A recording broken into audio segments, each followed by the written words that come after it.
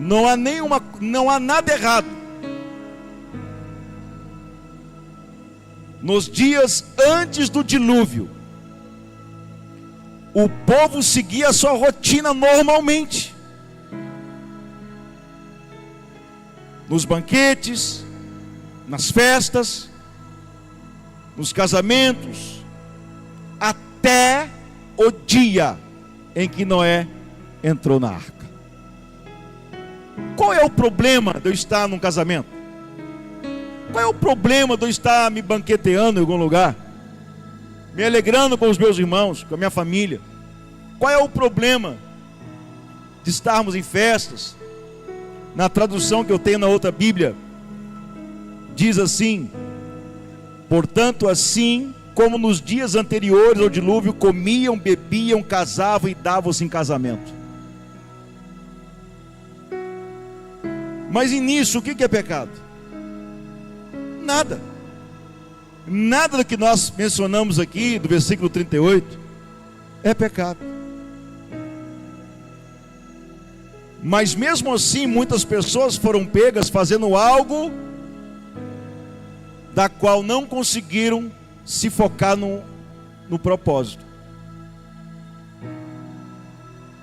Não era errado casar, não era errado nada disso. A arma que o diabo tem no nosso tempo é sobre a nossa distração, é nos distrair. E para nos distrair, ele tem inúmeras armas certeiras, boas, verdadeiras e que não é pecado. Qual é o pecado de você trabalhar para ter um bom salário? Nenhum. Onde que é o pecado você sair com a sua família e passear? Nenhum. De você estar com seus filhos em algum lugar? Não há pecado. E às vezes nós achamos que o inimigo vai nos pegar em cima de um pecado para nos tirar da salvação. Isso claro que acontece. Nós vamos falar um pouco sobre isso. Mas uma arma letal, praticamente que imperceptível, porque até então a nossa mente julga que o que nos afasta de Deus é o que é errado. É um preconceito, um conceito formado que nós temos de que o que nos afasta de Deus é o pecado. O que nos afasta da salvação é o pecado. Mas não é só o pecado que nos afasta da salvação. Nos distrairmos com outras coisas nos faz perder a arca que está sendo montada.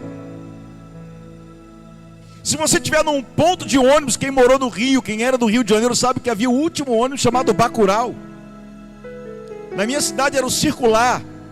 O Circular vinha catando todo mundo de todos os lugares. Ele circulava a cidade inteira para aquelas pessoas que perderam a condução, a última condução, mas ainda havia a última chance, que era o Circular, que no Rio é o Bacurau. E saía catando todo mundo para poder levar até um lugar mais próximo da sua casa. Mas se nós estivermos nesse ponto do ônibus, nesse lugar para poder pegar esse ônibus, mas distraído com uma coisa boa, o ônibus vai embora. E nós vamos perder esse ônibus. Onde eu moro tem elevador, irmão. Quantas vezes eu entrei no elevador, esqueci de apertar o botão dele e eu fiquei no celular respondendo alguém. Aí alguém chamava o elevador, eu subia ou descia. E eu saí e falei, gente, mas eu estou no andar errado. Por quê? Porque a pessoa havia chamado o elevador, não era eu que tinha apertado. Distração me faz perder o momento certo das coisas acontecendo. Por inúmeras vezes eu entrei naquele elevador e fiquei lá, respondendo o irmão da igreja, respondendo a minha esposa, respondendo a alguém. Qual o pecado nisso? Nenhum. Mas aquela falta de atenção e a falta de foco no propósito, porque o propósito era eu entrar no elevador, apertar o botão para ele me conduzir até onde eu precisava. Mas a minha distração me fez eu parar no lugar errado, no andar errado, atrasar o meu tempo e muita coisa aconteceu. Então nós não podemos perder o propósito da nossa vida de vista.